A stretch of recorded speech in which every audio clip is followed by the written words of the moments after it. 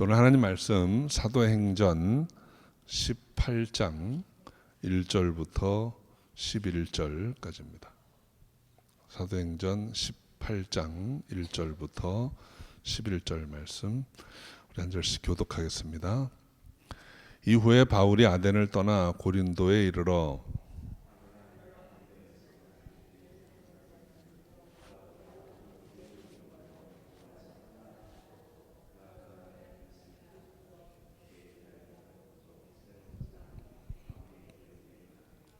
업이 같음으로 함께 거하여 일을 하니 그 업은 장막을 만드는 것이라.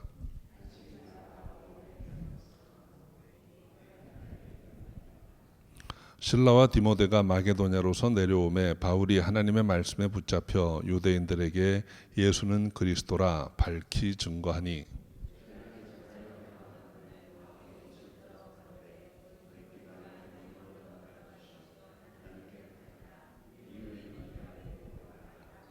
거기서 옮겨 하나님을 공경하는 디도 유스도라 하는 사람의 집에 들어가니 그 집이 회당 옆이라.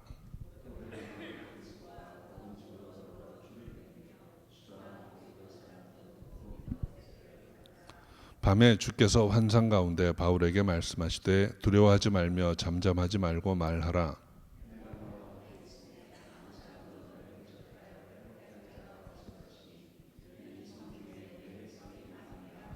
함께 읽습니다. 1년 6개월을 유하며 그들 가운데서 하나님의 말씀을 가르치니라. 아멘. 기도하겠습니다. 아버지 하나님 감사합니다. 오늘도 복되고 아름다운 주님의 날 전에 나와 예배드릴 수 있게 하시니 감사합니다.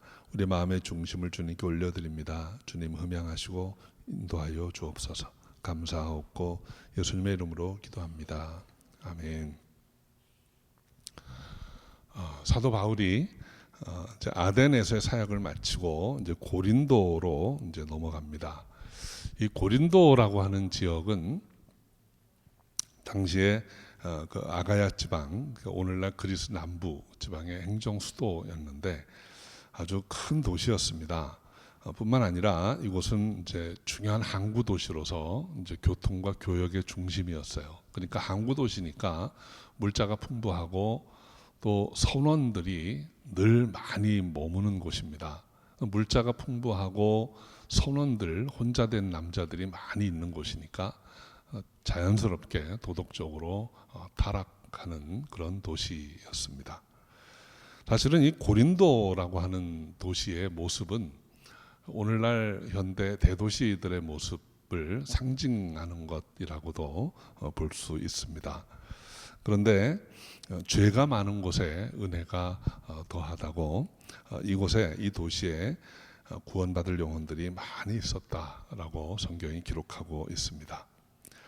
오늘은 이제 고린도에서 바울이 잠시 섬겼던 내용을 우리가 함께 살펴보려고 합니다. 그런데 이 고린도에 바울이 도착하니까 하나님이 예비해 놓으신 동역자가 있었어요. 그것이 아굴라와 브리스길라라는 사람입니다. 오늘 본문에 보면 이제 글라우디오가 로마에서 사람들을 쫓아내 가지고 쫓겨나서 고린도에 와 있던 그 아굴라와 브리스길라라는 말이 나옵니다. 이것은 실제 역사에 보면 그 1세기 초반에 글라우디우스라는 로마 황제가 로마에 있던 유대인들을 전부 추방한 적이 있어요. 그때 그리스도인이건 아니건 상관없이 유대인들은 다 추방을 당했는데 아굴라와 브리스길라는 그리스도인이었던 유대인입니다. 근데 이들도 추방을 당해서 이제 고린도에 와 있었던 거예요. 그러다가 바울이 그곳에 와서 이 아굴라 브리스길라를 만나게 됩니다. 한 가지 우리가 좀 생각해 볼 것은 하나님의 계획이라는 거예요. 여러분, 하나님의 계획이 성경에 가끔 하필 또는 마침 이런 단어로 수식될 때가 참 많습니다. 하필 아굴라 브리스길라는 그때 로마에서 추방당해서 고린도에 와 있었어요. 여러 곳에 갈 수 있는데 하필 고린도에 온 것입니다. 또 사도 바울이 위에서 아데네까지 사역을 하고 하필 고린도로 건너왔어요. 그리고 그곳에서 마침 아굴라 브리스길라를 만나게 된 것입니다. 우연히 만난 것 같지만 사실은 아굴라 브리스길라는 바울에게는 평생의 동역자가 되어서 이 아가야 지방과 에베소 지방까지 복음을 전하는 일에 동역하게 됩니다. 여러분, 하나님이 우리에게 동역자를 붙여주신 것도 그렇습니다. 가끔 보면 우연히 어떤 사람을 만나서 함께 일을 하게 된 것 같은데 사실 시간이 지나서 보면 하나님의 계획 안에 있는 거예요. 우리 주변에 그런 분들을 참 많이 봅니다. 우연히 어느 집에 가서 일을 하다가 우연히 어떤 소개를 받아서 갔다가 또 우연히 계속되는 거예요. 그러다가 평생의 반려자를 만나기도 하고. 그러니까 이 하나님의 계획이 어디에 있는지 우리는 몰라요. 그러니까 지금 만난 그 사람, 지금 내 곁에 있는 그 사람이 어쩌다가 만나게 된 사람이 아니고 하나님의 오랜 계획 가운데 있었다라는 것을 빨리 깨달으면 그 관계가 더 튼튼해지고 그 관계를 통해서 많은 일을 할 수 있습니다. 그런 우연이 여러분의 삶 가운데 많이 발견될 거예요. 그래서 어떤 이들은 하나님의 계획을 우연을 가장한 필연이라고 말합니다. 이 가장이라는 말이 참 재미있어요. 그래서 여러분, 그리스도인의 삶에는 고난을 가장한 축복이 참 많습니다.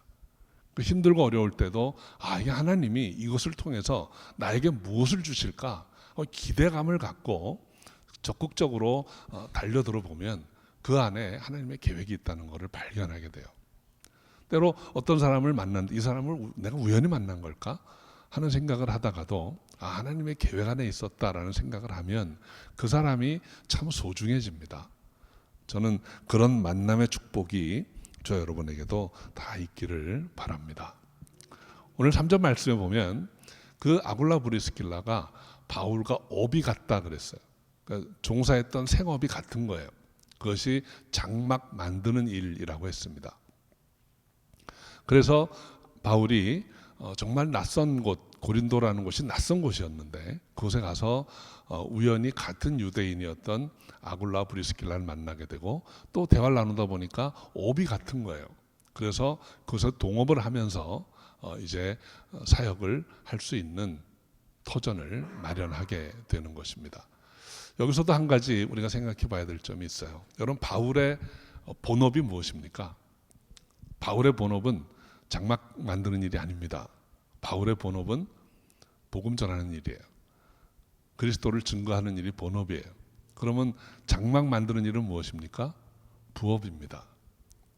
그러니까 우리가 이 본업과 부업에 대한 개념이 좀 분명하면 우리가 신앙생활을 더 힘있게 할 수 있지 않을까 하는 생각을 해봅니다. 여러분, 본업은 바뀌는 것이 아닙니다. 이거는 하나님의 부르심이에요. 평생의 부르심이에요. 사실은 바울만이 아니고 저와 여러분도 다 마찬가지입니다. 주님이 우리를 부르실 때, 만나실 때 우리에게 기대하시는 일이 있어요. 그게 무엇입니까? 증인입니다. 그리스도의 증인으로 살아가는 것입니다. 예루살렘과 온 유대와 사마리아와 땅끝까지로 내 증인이 되라 하셨어요. 또 사람 낚는 어부가 되는 것입니다. 이것이 우리의 본업이에요. 우리 부업은 무엇입니까? 지금 여러분이 하고 있는 일입니다. 부업은 평생에 할 일이 아니기 때문에 많이 바뀔 수 있어요. 중간에. 저는 직장도 여러 번은 아니지만 몇 번 바꾼 적이 있어요. 또 여러분 사업하시던 분들도 마찬가지예요. 여러분 처음에 시작한 그 사업 지금까지 하고 계십니까? 여러분 처음에 일하시던 그 직장에서 지금까지 하고 계세요? 뭐 그런 분도 덜어 있을 거예요. 그러나 바뀌는 분들이 많습니다. 부업은 바뀔 수 있는 거예요. 환경이 바뀌고 위치가 바뀌면 다 바뀝니다. 그러나 우리가 어느 곳에 가도 바뀌지 않는 게 있어요. 그것이 본업이에요. 하나님 우리를 부르신 첫 번째 부르심이에요. 그 프라이머리 콜링이라고 하는 거는 안 바뀝니다. 주님이 바뀌기 전에는 안 바뀌어요. 근데 부르신 분이 바뀝니까? 안 바뀝니다. 사도 바울은 그 부르심을 분명히 알고 있었기 때문에 지금은 장막 깁는 일을 할 수도 있었어요. 하나님이 내게 맡긴 사명이 무엇인가 하는 것을 늘 잘 생각하시고 그 뜻대로 나아가는 여러분이 되시기를 주의 이름으로 축원합니다. 그래서 장막 만드는 일을 했지만 4절 이후에 보면 바울은 안식일마다 회당에 가서 복음을 전했습니다. 그런데 오늘 본문에 보면 안식일마다 바울이 회당에서 강론하고 유대인과 헬라인을 권면하니라 그랬어요. 강론하고 라는 말이 이전에도 쓰였던 단어예요. 좀 기억이 나실지 모르겠지만 아덴에서도 그랬습니다. 회당에서 복음을 전하다 보면 이게 변론으로 바뀌는 거예요. 중간에 그런 것 같지 않은데요 하고 자꾸 질문을 하니까 이게 설교가 진행이 안 되고 변론이 되는 거예요.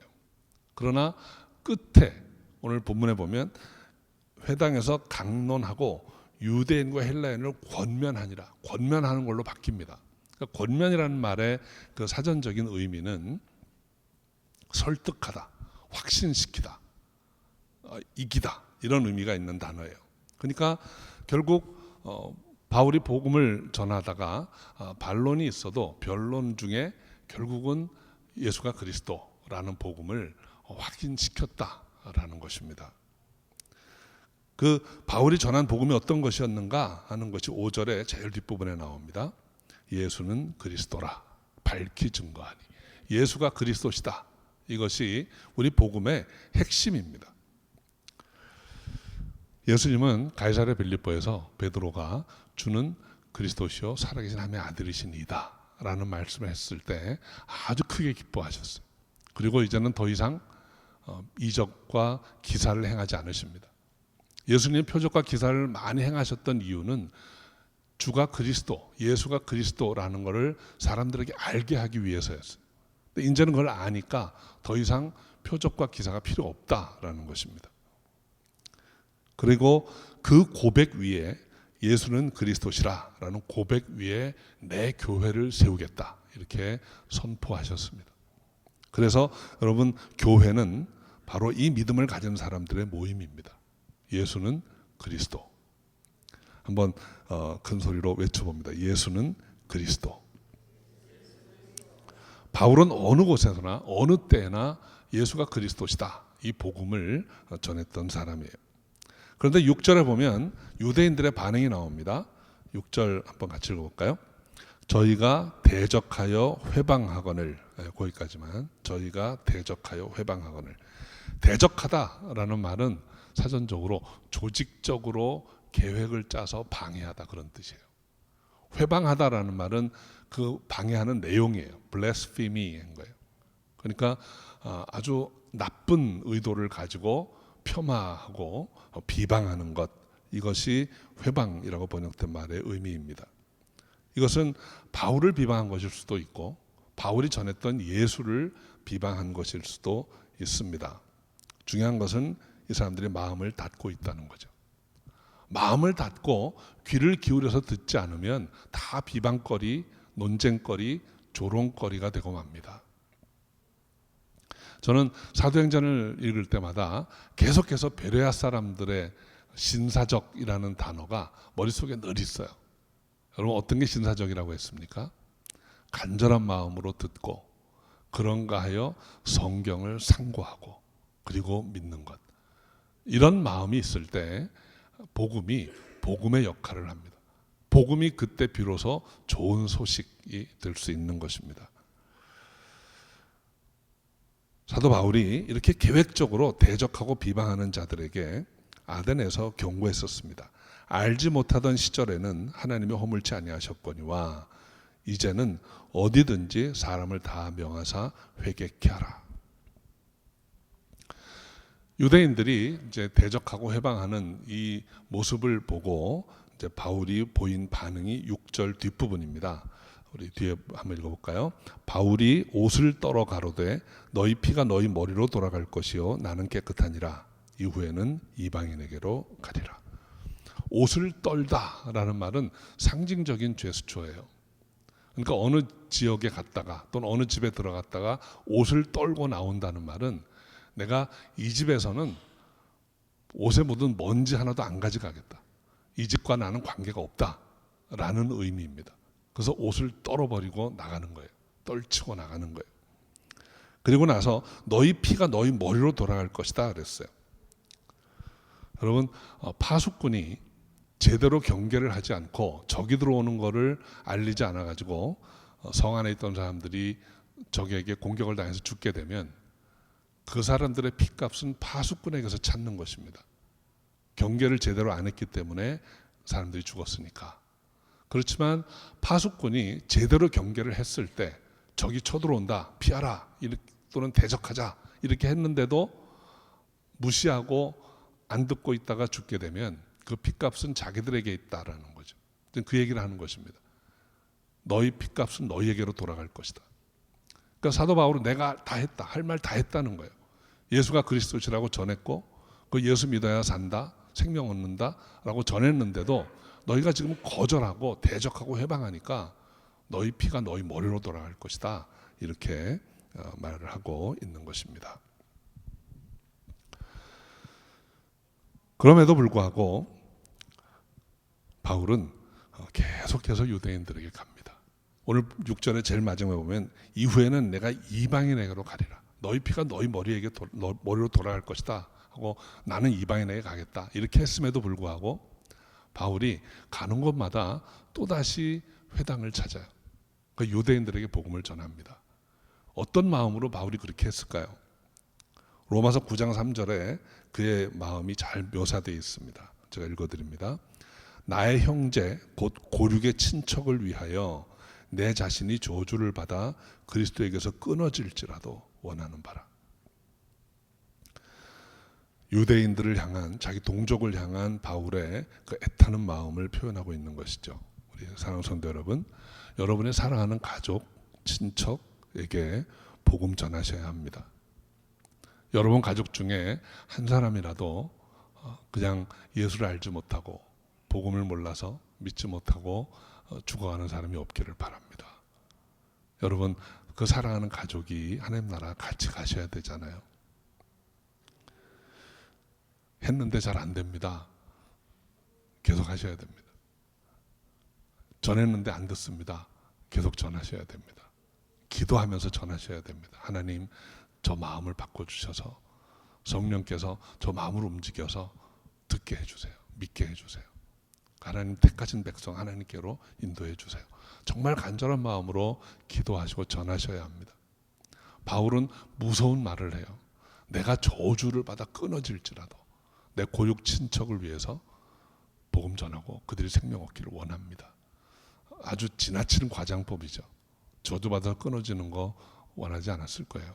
그러나 그럴 정도로 내가 고육 친척에게 복음 전하기 원한다는 거예요.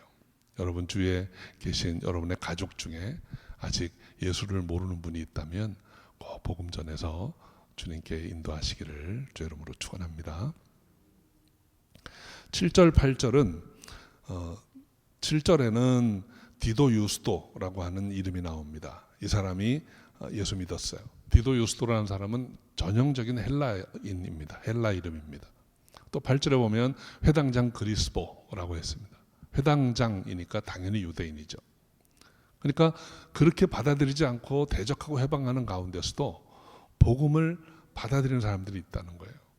로마서 1장 16절에 보면 이 복음은 모든 믿는 자에게 구원을 주시는 하나님의 능력이 됩니다. 첫째는 유대인에게요, 또한 헬라인에게로다.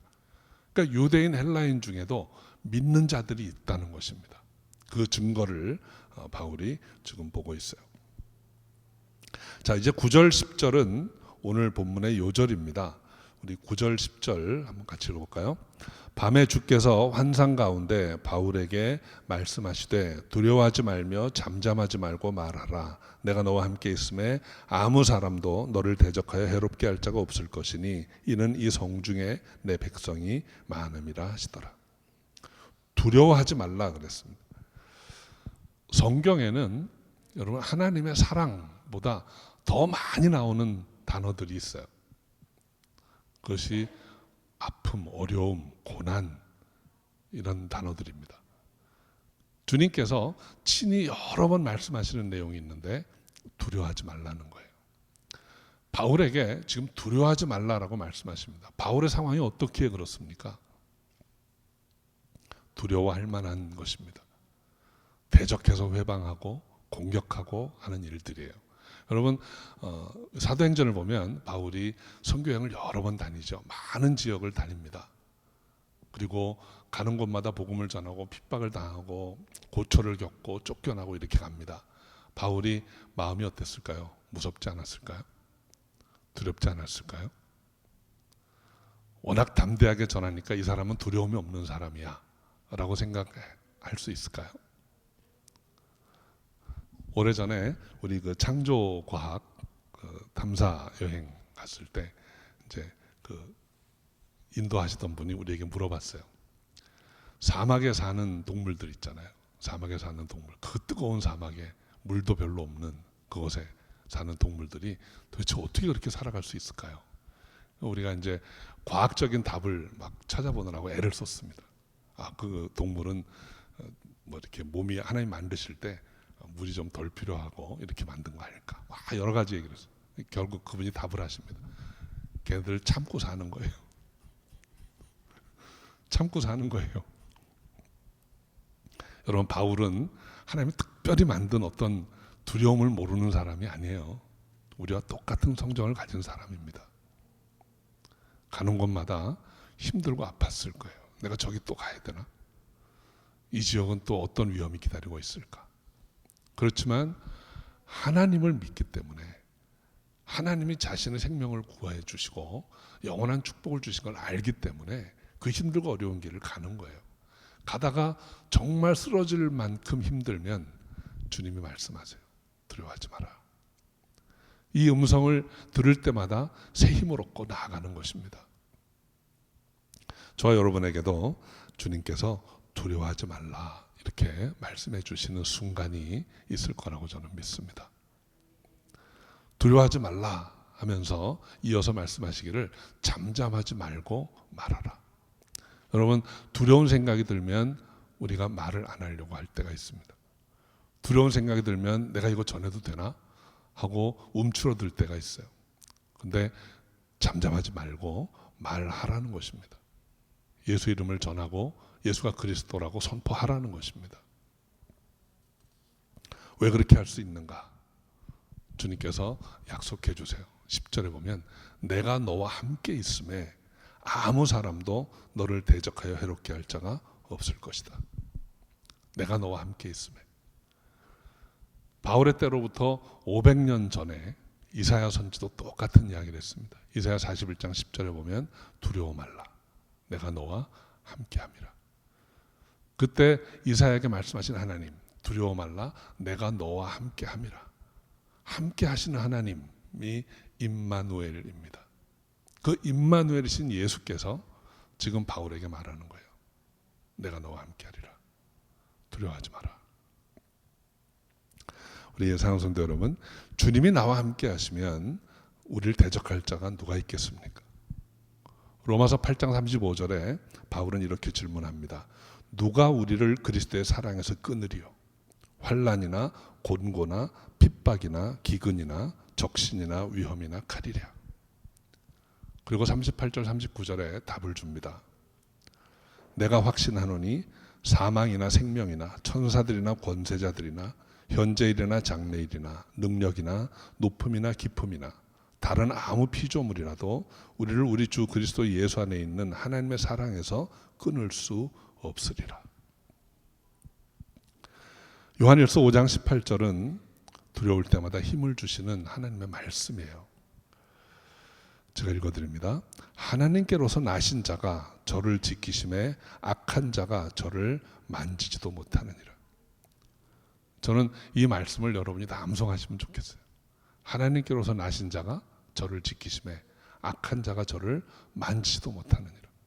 그 저의 자리에 나를 넣어보세요. 하나님께로서 나신 자가 나를 지키심에 악한 자가 나를 만지지도 못하느니라. 이것이 하나님의 약속입니다. 하나님의 선포입니다. 이 말씀 붙들고 승리하시기 바랍니다. 하나님의 은혜 가운데 능력으로 이기시기를 주 이름으로 축원합니다. 한번 암송해 볼까요? 하나님께로서 나신 자가 나를 지키심에 악한 자가 나를 만지지도 못하느니라. 우리 주님은 두려워하지 말며 잠잠하지 말고 말씀을 전하라 하셨습니다. 그리고 그것은 그 성중에 나의 백성이 많음이라. 복음을 들어야 할 사람, 구원의 은혜를 받아야 할 사람이 그 고린도라고 하는 곳에 많이 있었다는 거예요. 죄가 더한 곳에 은혜가 많았다고 했습니다. 11절은 이 주님의 음성을 들은 바울의 반응이에요. 주님께서 두려워하지 말며 잠잠하지 말고 말하라 하는 말씀을 듣고 바울이 어떻게 했는가 같이 읽어봅니다. 1년 6개월을 유하며 그들 가운데서 하나님의 말씀을 가르치니라. 아마도 바울은 고린도에 그렇게 오래 머물고 싶어 하지 않았을 거예요.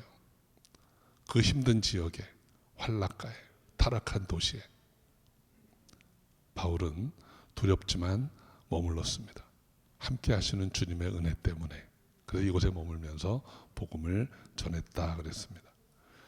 우리 사랑하는 성도 여러분, 우리가 그리스도의 십자가의 은혜로 생명을 얻었기 때문에 이제는 복음의 증인으로 살아야 합니다.